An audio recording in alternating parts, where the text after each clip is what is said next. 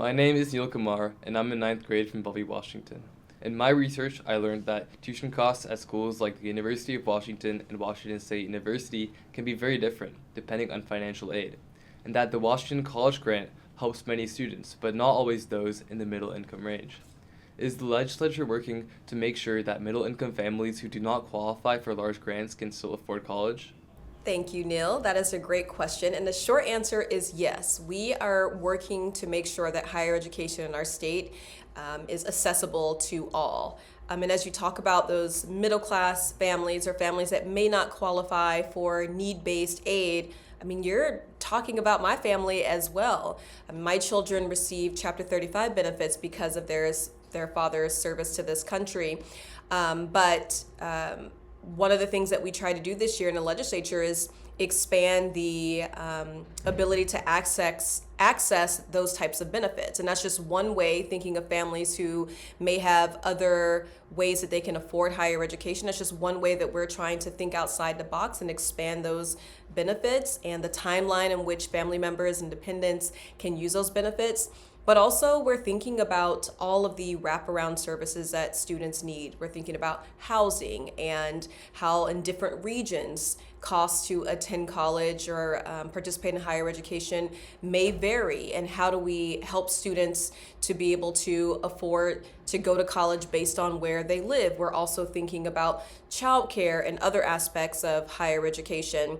And we do recognize that depending on the type of institution, the cost is very different, and that those options are important for students based on the aid that they do have accessible to them. But our goal is to continue to think of solutions. I know that the state superintendent, Chris Rakedahl, has asked, like, why aren't we making the first 2 years of college free for everybody? And I'm like, such a great question. Like, what more can we do to support students who are in the middle, but also students on both sides of the spectrum? We have to think about our economy, and all of us can help to participate in a strong economy by receiving those credentials, by accessing higher education. So much more work that needs to be done, and I'm just committed to making sure that we think about the full spectrum of student need and how we can continue to ensure that higher education in our state is accessible. So thanks for that question. It's a really good challenge, and one that I'm going to continue to step up to the plate to. Thanks, Neil. That's a very good question. Coming from kind of a middle-income family myself, I've been concerned about that. But what I have learned at the college grants, Washington college grants, are based on family income. So the median family income for, say, a one-person family is only $68,000 for a median income. It goes all the way up to 4 people in a family is $131,000 annual median family income. So if you qualify just below that, then you should be able to qualify for grants and awards. A lot of it depends on the institution itself. Some of these vary.